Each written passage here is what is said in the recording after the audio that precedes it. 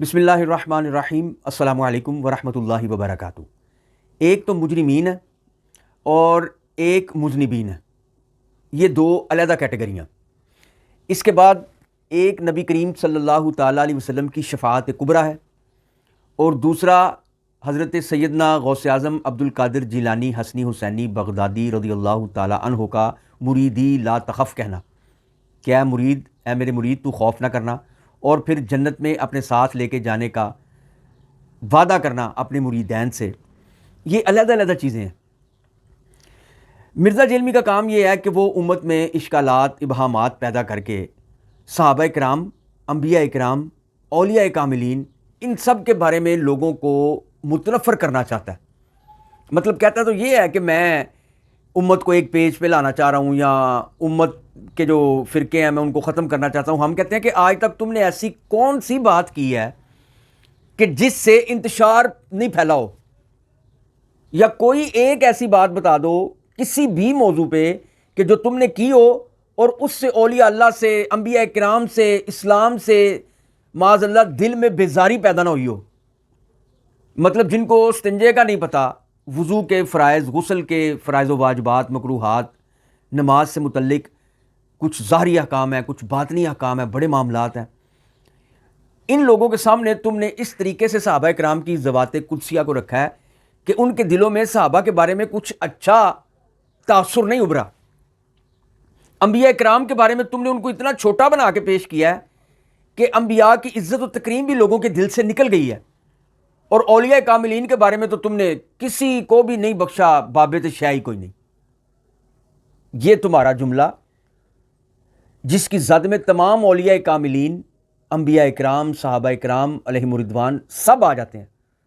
یعنی تم نے کوئی ایسی صورت نہیں چھوڑی کہ جس سے اب تمہارے ہاتھوں گمراہ ہوئے بندے دوبارہ اسلام کی پٹری پہ آ سکیں۔ یعنی کوئی ملحد ہو جائے گا، کوئی قادیانی ہو جائے گا، کوئی رافضی ہو گیا ہے، سب کچھ ہو جائیں گے، لیکن اسلام کے ٹریک پہ اب وہ آنے کے قابل نہیں رہے، تا وقت کہ وہ توبہ نہ کریں، یا تا وقت کہ اللہ رب العزت جل مجدہ الکریم ان کے لیے ہدایت نہ لکھ دے۔ یہ بات کنفرم ہے۔ قرآن کی ایک آیت پڑھی مرزا نے جس کا مفہوم یہ ہے کہ اللہ تعالیٰ جناب محمد مصطفیٰ صلی اللہ تعالیٰ علیہ وسلم کو فرما رہا ہے کہ اے نبی، جن کے بارے میں عذاب کا فیصلہ ہو چکا ہے، کیا آپ ان کو بچا سکتے ہیں؟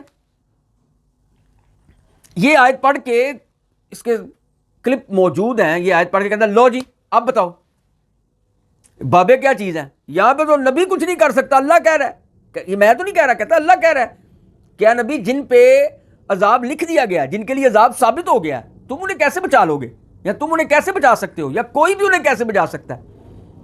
یہ بات۔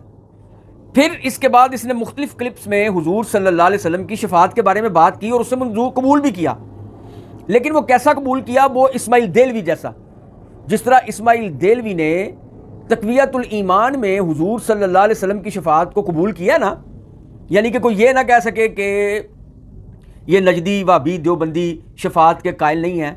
مطلب اس نے ایسی گفتگو کی ہے کہ آپ پڑھ کے حیران ہو جائیں گے۔ تقویۃ الایمان میں اسماعیل دیلوی نے، جو کہ وہابی ہے، اور دیوبندی بھی اس کو اپنا اس پہ کلیم کرتے ہیں کہ یہ ہمارا ہے، وہابی کہتے ہیں ہمارا ہے، اور اس نے وہابیوں کی حمایت میں اس کو دیوبندیوں کے کھاتے میں ڈالا ہے کہ دیوبندی بزرگ، حالانکہ دیوبندی اون کرتے ہیں اس کو، لیکن وہابی بھی اس کو اون کرتے ہیں۔ وہ کہتے ہیں کہ شاہ اسماعیل دیلوی شہید مظلوم، اس کا دیوبندیوں سے، حنفیوں سے کوئی تعلق نہیں، یہ تو مواحد تھا اور یہ تو مقلد ہی نہیں تھا، اور یہ ساری باتیں۔ بہرحال میں بات یہ کرنا چاہ رہا ہوں،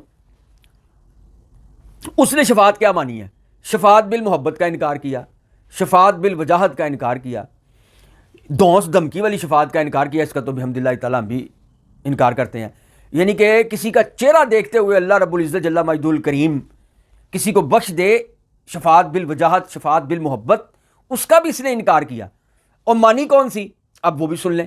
تقویۃ الایمان آپ کے پاس موجود ہوگی، نہیں ہوگی نیٹ سے لے لیں، ساری تفصیل پڑھ لیں۔ کہتا ہے جی مثال کے طور پہ ایک چور دربار میں لایا جائے، بادشاہ کے دربار میں لایا جائے، اس کی چوری ثابت ہو جائے۔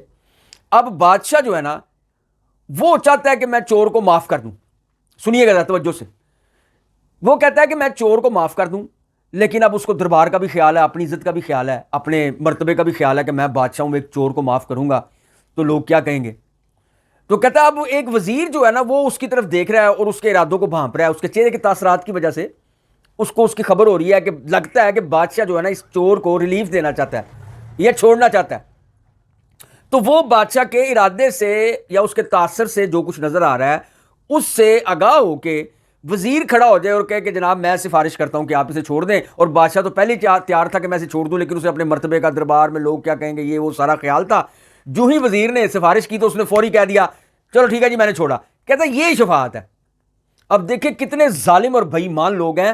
رسول اللہ صلی اللہ علیہ وسلم اگر کوئی کہے او یار یہ بھابی دیوبندی شفاعت کو نہیں مانتے, وہ فٹ نکال کے لائیں گے, دیکھو جی ہماری تو کتابوں میں لکھا کہ ہم شفاعت کو مانتے ہیں. اب مانتے کون سی ہیں وہ میں نے آپ کے سامنے وضاحت کر دی ہے. تقویۃ الایمان میں نہ لکھا ہو میں ذمہ دار, تقویۃ الایمان میں اس نے یہ شفاعت مانی ہے. اب اس کو ہم نہیں کہتے کہ تشبیہ دی ہے اللہ تعالیٰ سے, مثال دی ہے. ہم نہیں, یہ تو یہ کام کرتے ہیں نا کہ وہ جی وہ شکاری آواز نکالتا ہے شکار کو پکڑنے کے لیے, وہ سمجھانے کے لیے مثال دی. انہوں نے احمد یار خان صاحب نعیمی رحمۃ اللہ تعالیٰ علیہ حکیم الامت, ان پہ یہ الزام لگا دیا کہ جی انہوں نے حضور کو شکاری کہہ دیا. اب یہاں پہ دیکھیں, اب یہاں پہ کیا, حالانکہ مثال دینا تشبیہ دینا نہیں ہوتا. مثال کو تشبیہ بنا دینا یہ ان باطل فرقوں کا کام ہے کہ جو مسلک حق اہل سنت و جماعت کے خلاف دن رات برسر پیکار ہیں اور آپس میں متحد ہیں. اب دیکھیے کہ بادشاہ معاف کرنا چاہ رہا ہے لیکن اسے اپنی عزت کا خیال ہے. اب اللہ حضور صلی اللہ علیہ وسلم کے کسی امتی گناہ گار کو معاف کرنا چاہ رہا ہے لیکن اسے اپنی عزت مرتبے کا خیال ہے کہ لوگ کہیں گے کہ دیکھو جی اس کو معاف کر دیا. میں تشبیہ نہیں دے رہا, مثال جو سمجھائی ہے وہ مثال یہ اس طرح لاگو ہوگی کہ نہیں ہوگی. تو پھر اللہ کے ارادے کی حضور صلی اللہ علیہ وسلم کو خبر ہو گئی. حضور صلی اللہ علیہ وسلم نے اندازہ لگایا کہ اللہ جو ہے نا وہ اس وقت چاہ رہا ہے کہ وہ میری اس امتی کو معاف کر دے, تو چلو میں اللہ کی مشکل کو آسان کر دیتا ہوں, یا اللہ میں تیرے آگے اس کی سفارش کرتا ہوں تو اسے معاف کر دے. تو اللہ کے, میں تو پہلے ہی ذہن بنائے بیٹھا تھا معاذ اللہ جو سمجھ آ رہی ہے, تو اللہ کے ٹھیک ہے جاؤ جی میں نے معاف کر دیا. یہ شفاعت ہے. اللہ تو فرما رہا ہے وَكَانَ عِندَ اللَّهِ وَكَانَ عِندَ اللَّهِ وَجِيهًا فِي الدُّنْيَا وَالْآخِرَةِ, کہ یہ اللہ کے نزدیک وجاہت والے ہیں دنیا میں بھی اور آخرت میں بھی. حضرت عیسیٰ علیہ الصلوۃ والسلام اور انبیاء کرام علیہم الصلوۃ والسلام اللہ کے نزدیک وجاہت والے ہیں, وجیح چہرے ہیں ان کے. تو اگر شفاعت کا وجاہت سے کوئی تعلق نہیں ہے, اگر شفاعت کا محبت سے کوئی تعلق نہیں ہے, اگر شفاعت کا فضیلت سے کوئی تعلق نہیں ہے, تو محمد عربی صلی اللہ علیہ وسلم کی شفاعت کو شفاعت کبریٰ کیوں کہا گیا؟ اگر شفاعت کا تعلق وجاہت سے نہیں ہے, کسی کا چہرہ دیکھتے ہوئے, یار کوئی مسئلہ ہو نا, کوئی بڑی اڑفس ہو گئی ہو, کوئی تنازع حل نہ ہو رہا ہو, تو کوئی بندہ کسی کو سفارشی لے کے جائے, وہ کہتا ہے یار تو اس قابل نہیں ہے کہ تجھے معاف کیا جائے, تو اس قابل نہیں ہے کہ تیری بات مانی جائے, تو اس قابل نہیں ہے کہ تیری بات پہ کان دھرا جائے, لیکن یار اب جو تو بندہ ساتھ لے کے آ گیا نا, تو میں اس کا منہ دیکھتے ہوئے جا تیرا میرا معاملہ ختم ہو گیا, ختم, نہ میں اپنے دل میں اب بات رکھوں گا نہ تو رکھی. تو کیا کہ اس شخص کا چہرہ دیکھتے ہوئے, تو اللہ نے اگر ان کے چہرے دیکھتے ہوئے ان انبیاء کی امتوں کے گناہگار مسلمانوں کو معاف نہیں فرمانا تھا, ان کی شفاعت قبول نہیں کرنی تھی, تو اللہ نے ان کو وجاہت والے کیوں کہا؟ اللہ نے کیوں کہا کہ میں نے ان کے چہرے وجیح بنائے ہیں؟ اللہ رب العزت نے ان کے چہرے دیکھ کے, اور سب سے بڑھ کے جناب محمد مصطفیٰ صلی اللہ تعالی علیہ وسلم, آپ کا چہرہ دیکھتے ہوئے اللہ تعالیٰ نے آپ کے منہ سے نکلی ہوئی قیامت کے دن ہر بات کو پورا کرنا ہے. یہ مقام مصطفیٰ ہے, یہ شفاعت کبریٰ ہے. اور وہ جو اللہ رب العزت فرما رہا ہے کہ اے نبی جن پہ ثابت ہو چکا عذاب, ان کو کوئی کیسے بچا سکتا ہے؟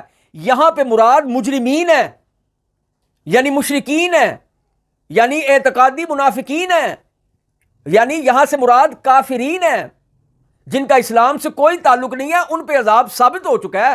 اور نبی کریم صلی اللہ علیہ وسلم نے جن کی شفاعت کرانی ہے وہ مجرمین نہیں, وہ مذنبین ہیں, وہ گناہگار ہیں, وہ خطا کار ہیں, وہ سیاہ کار ہیں, وہ کم اعمال والے ہیں, وہ برے اعمال والے ہیں.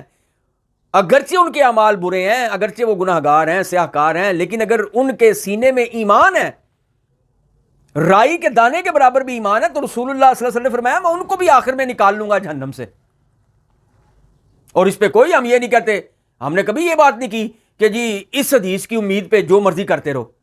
ہم یہ نہیں کہتے, کسی عالم نے نہیں کہا کہ بھئی حضور بچا تو لیں گے تو جو مرضی کرتے رہو, چھڑا تو لیں گے تو جو مرضی کرتے رہو. عذاب سے نکال تو لیں گے تو جو مرضی کرتے رہو. تو یہ دیکھنا چاہیے کہ نکال کہاں سے رہے ہیں.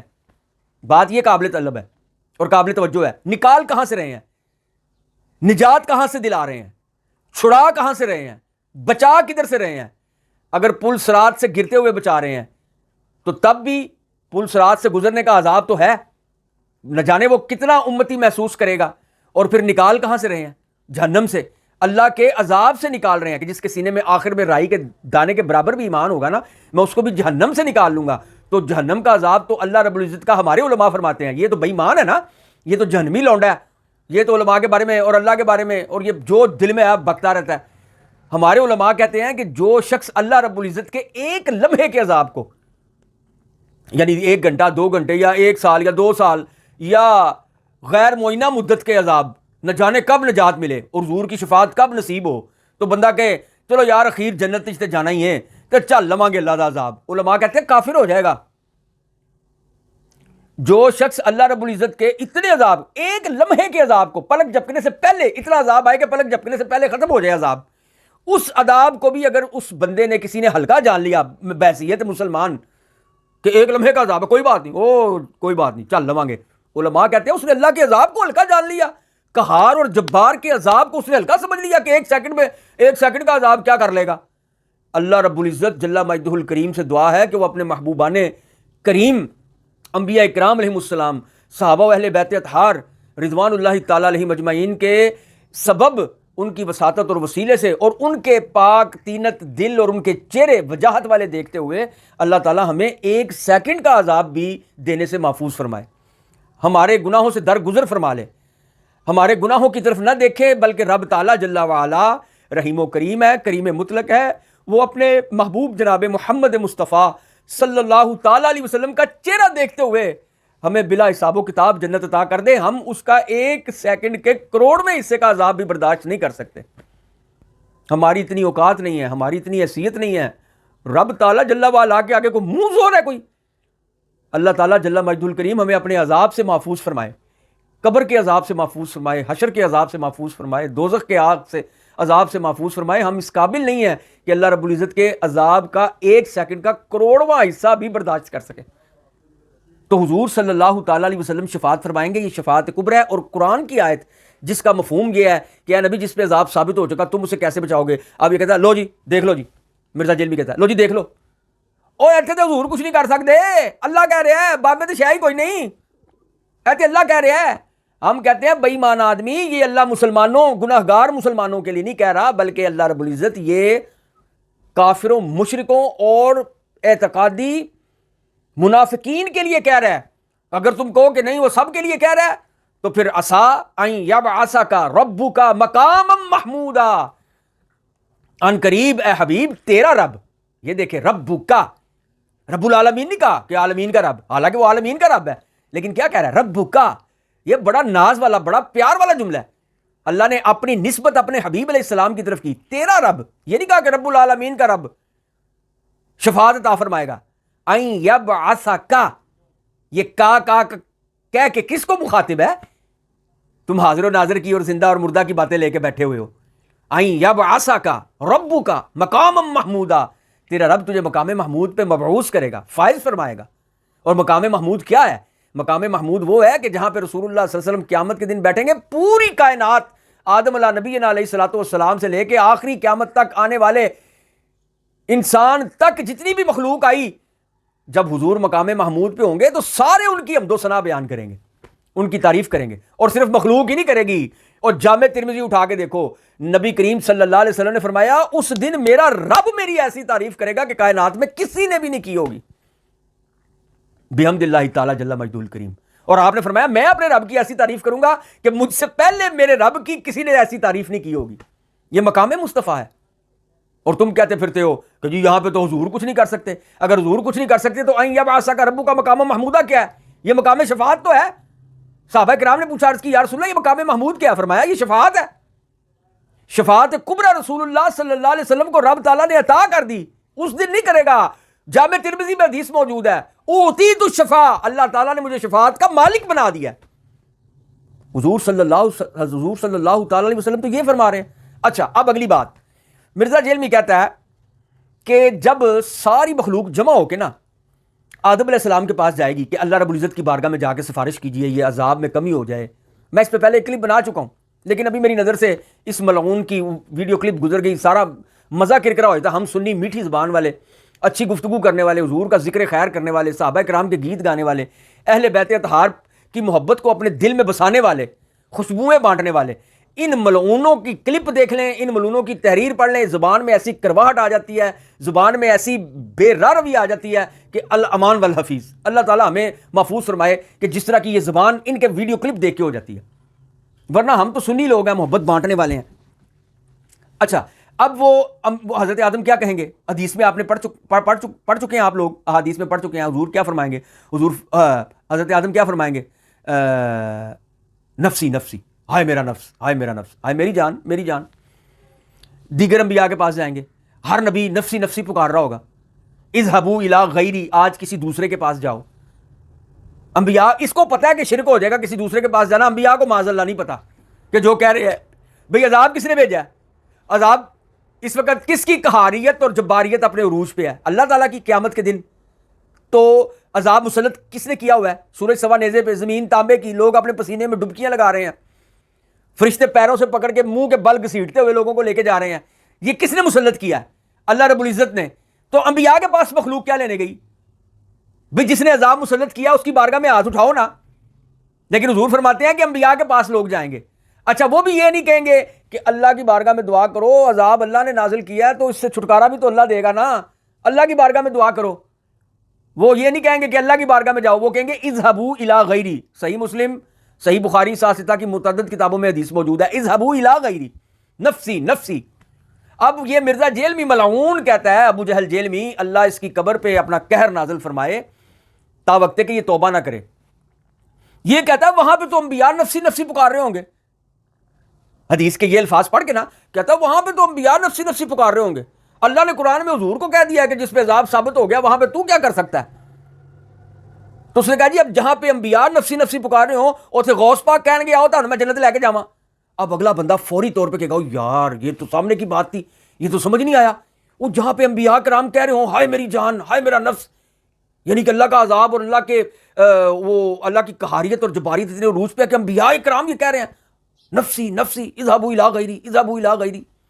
تو یار واقعی وہاں پہ یہ غوث پاک کیا کریں گے بھئی؟ جہاں پہ انبیاء کرام یہ کر رہے ہیں تو غوث پاک کیا کریں گے؟ غوث پاک تو انبیاء کے بعد صحابہ کا درجہ صحابی بھی نہیں ہے, تو یہ کیا کریں گے؟ پھر اس ملعون نے کہا, مرزا جیلوی نے, اس نے کہا کہ قیامت کے دن تو حضور نے فرمایا سارے نسب منقطع ہو جائیں گے سوائے میرے نسب کے.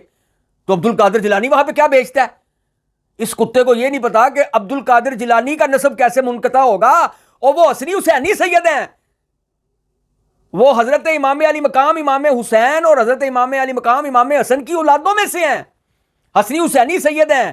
ان کا نسب منقطع نہیں ہوگا. یہ مرزائی یا مغل یا لوہار ترخان یا منگولوں کی اولاد نہیں ہے, محمد عربی صلی اللہ تعالی علیہ وسلم کی آل اولاد میں سے ہیں. بے ایمان آدمی, لوگوں کو دھوکہ دیتے ہو, فراڈ کرتے ہو, فریب کرتے ہو, ابہامات اور اشکالات میں مبتلا کرتے ہو, کتنے دن جی لو گے؟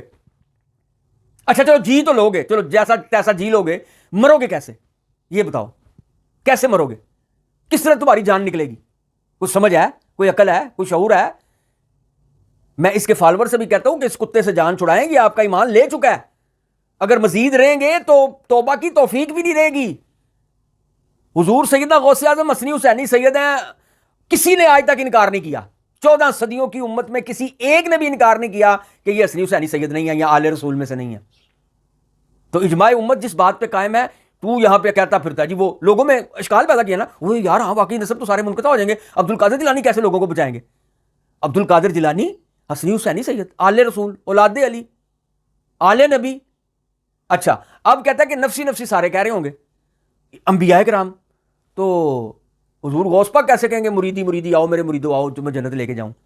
ہم اس ملعون کو کہتے ہیں کہ ایک ہے انبیاء کا نفسی نفسی کہنا, اور اس کے بعد ہے رسول اللہ صلی اللہ تعالی علیہ وسلم کا انا لہا کہنا. اللہ اکبر. یعنی سارے نبی کہہ رہے ہوں گے اذهبوا الی غیری, نفسی نفسی, ہائے میری جان, ہائے میری جان, اذهبوا الی غیری, جاؤ جاؤ یار جاؤ, آج کسی دوسرے کے پاس جاؤ.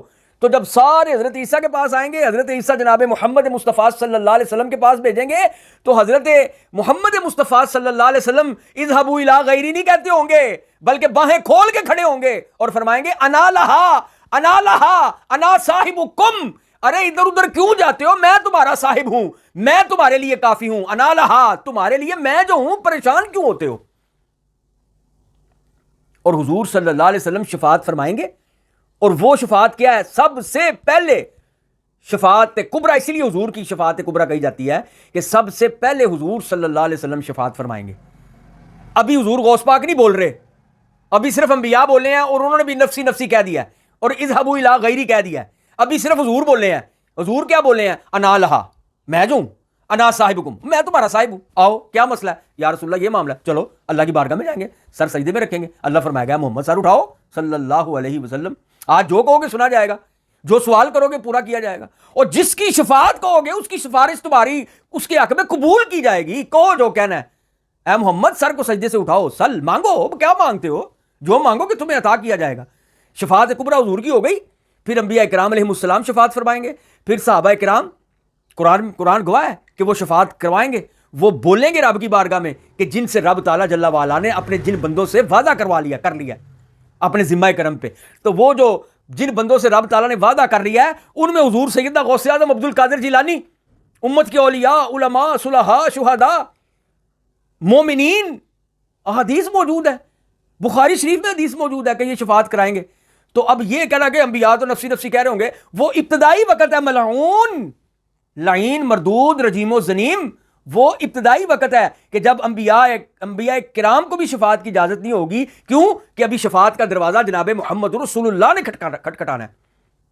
ابھی حضور بولیں گے، جب حضور بولیں گے تب تک اور کوئی نہیں بولے گا، جب حضور بول چکے ہوں گے، جب حضور شفاعت کا دروازہ کھول چکے ہوں گے، شفاعت شروع کروا چکے ہوں گے، اس کے بعد انبیاء کو، اولیاء کو، عام مومنین کو شفاعت کا اذن دیا جائے گا، اور رب تعالیٰ جل وعلا کے اذن سے وہ کروائیں گے شفاعت۔ تو انبیاء ابتدائی میں تو انبیاء نہیں بولے، حضرت عیسیٰ شفاعت کروائیں گے تو آپ کو کہہ جی وہ شفاعت تو حضور نے کروانی ہے، لیکن پہلے حضور کروائیں گے پھر حضرت عیسیٰ کروائیں گے۔ حضور سے پہلے کوئی شفاعت نہیں کروائے گا، آدم علیہ السلام بھی نہیں کروائیں گے، ابراہیم خلیل اللہ بھی نہیں کروائیں گے، اسماعیل ذبیح اللہ بھی نہیں کروائیں گے، ارے موسیٰ کلیم اللہ جن سے رب تعالیٰ جل وعلا کلام فرماتا رہا وہ بھی نہیں کروائیں گے۔ اور اگر آپ حدیث میں پڑھیں کہ حضرت موسیٰ کروائیں گے، حضرت عیسیٰ شفاعت کروائیں گے، سیدنا ابراہیم خلیل اللہ علیہ الصلوۃ والسلام شفاعت کروائیں گے، تو اسی وقت آپ کے ذہن میں یہ بات آنی چاہیے یہ ضرور شفاعت کروائیں گے۔ انبیاء کرام سفارش نہیں کریں گے تو کون کرے گا؟ یہ سفارش کریں گے اللہ کی بارگاہ میں، لیکن مصطفیٰ کی شفاعت کے بعد۔ مصطفیٰ کریم صلی اللہ تعالیٰ علیہ وسلم جب شفاعت کی بات کر لیں گے، شفاعت کروا لیں گے، اس کے بعد پھر ان انبیاء کرام علیہ السلام کی باری آئے گی، اور اس کے بعد اولیاء کرام، کاملین، صلحاء، متقین، ان کی باری آئے گی۔ اور جب ان کی باری آئے گی تو اس جگہ پہ حضور سیدنا غوث اعظم عبد القادر جیلانی اپنے رب جل وعلا سے گزارش کر کے، اور اپنے مریدین جو کہ ایمان پہ گئے ہوں گے، گناہ گار ہوں گے، نہ جانے کب سے جہنم میں جل رہے ہوں گے، یا جلنے والے ہوں گے، یا جلنا شروع کیا ہوگا، اللہ کے عذاب میں مبتلا ہوں گے، تو اللہ تعالیٰ کے اسی ذمہ کرم پہ کیے ہوئے وعدے کے مطابق اللہ ان کو اذن دے گا، اور یہ اپنے مریدین کی، مسلمانوں کی شفاعت کروائیں گے۔ ابہام ختم ہو گیا، اشکال ختم ہو گیا، اللہ تعالیٰ نے مرزا جیلمی کا منہ